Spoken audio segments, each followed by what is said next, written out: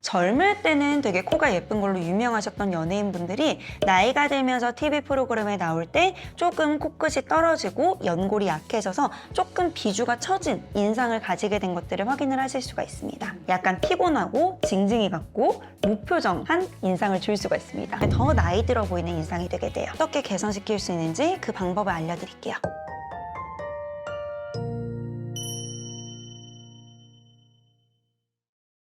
안녕하세요. GNG병원 이비인후과 전문의 김선홍 원장입니다. 어느 날 거울을 봤을 때 피부는 나쁘지 않은데 인상이 좀 칙칙하고 나이 들어 보인다는 느낌을 받아보신 적이 있으신가요? 그 이유는 의외로 코의 모양 변화 때문일 수 있습니다. 실제로 우리 코는 나이가 들면서 형태 변화가 가장 뚜렷하게 나타나는 부위입니다. 비주가 처지고 연골 결합 조직의 변화로 코 길이가 길어져서 얼굴의 비율이 달라져서 노안 인상이 되는 거죠. 그래서 오늘은 코 노화가 얼굴 전체 이미지에 끼치는 영향과 그리고 이를 시술이나 수술로 어떻게 개선시킬 수 있는지 그 방법을 알려드릴게요.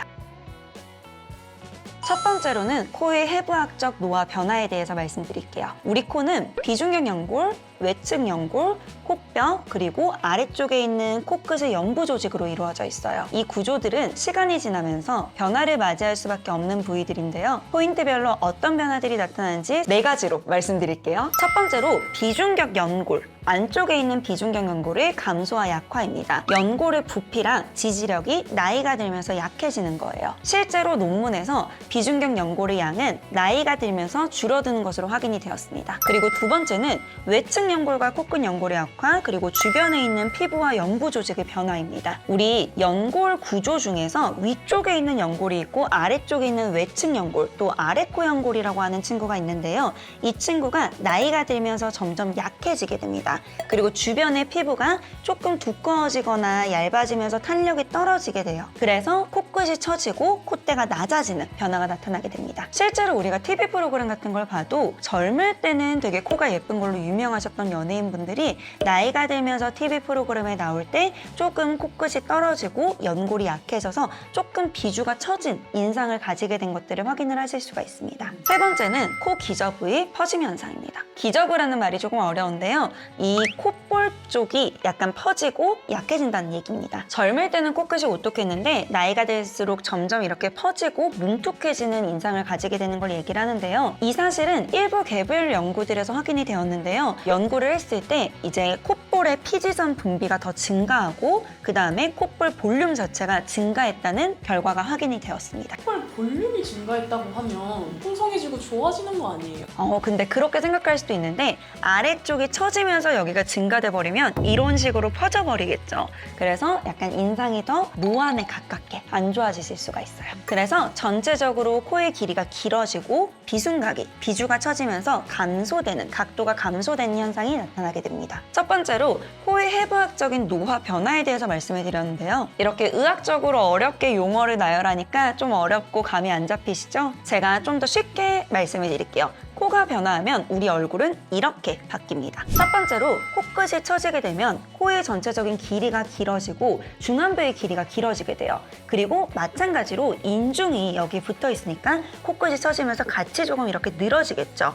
이렇게 되면 약간 피곤하고 징징이 같고 무표정한 인상을 줄 수가 있습니다. 그리고 두 번째로는 코끝이 처지면 여기도 넓어지겠죠. 그래서 얼굴의 전체적인 세로 길이뿐만 아니라 가로 길이에도 영향을 주게 돼요.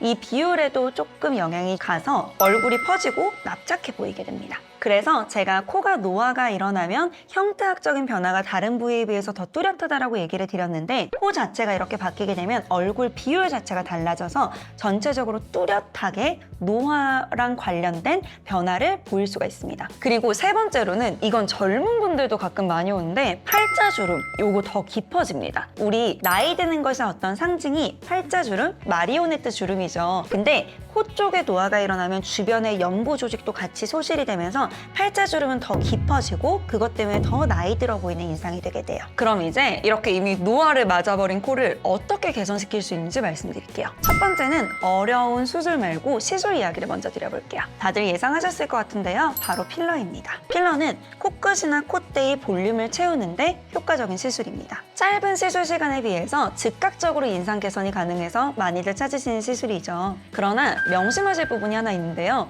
우리가 앞에서 여기는 다 연골이 약해져서 일어나는 문제라고 말씀을 드렸잖아요. 그래서 안쪽의 연골 자체의 구조적인 지지력이 약화된 경우에는 필러를 넣었을 때 효과가 일시적이고 그 자체의 근본적인 문제를 해결해 줄 수는 없습니다. 요새 필러는 진짜 많이 대중화되어 있어서 그냥 동네 병원에서도 많이들 맞고 오시는데요. 주된 합병증을 이렇게 보고를 했을 때 코가 가장 위험한 부분 중에 하나예요. 그래서 꼭 숙련된 선생님을 찾아가시는 걸 추천드립니다. 그리고 두 번째로는 이름들이 많죠. 코 전용 실 리프팅입니다. 코 실 리프팅은 코 안쪽으로 실을 넣어서 코끝을 올려주고 윤곽을 개선시켜주는 시술입니다. 이 코 실 리프팅은 유지 기간은 좀 제한적이긴 하지만 빠른 회복이랑 빠른 효과를 낼 수 있는 게 장점입니다. 단 모든 유형의 처짐에 동일하게 적용되는 건 아니에요. 모양의 변화가 경미한 경우에 사용할 때 좀 더 좋습니다. 두 번째로는 수술적 개선법에 대해서 설명을 좀 드릴게요. 첫 번째로는 앞에서 말씀드렸던 비중격 연골 보강입니다. 약해진 코끝의 지지 구조를 앞에 비중격 안쪽을 잡아주면 같이 잡힐 수가 있어요. 그래서 그 부분을 잡아줘서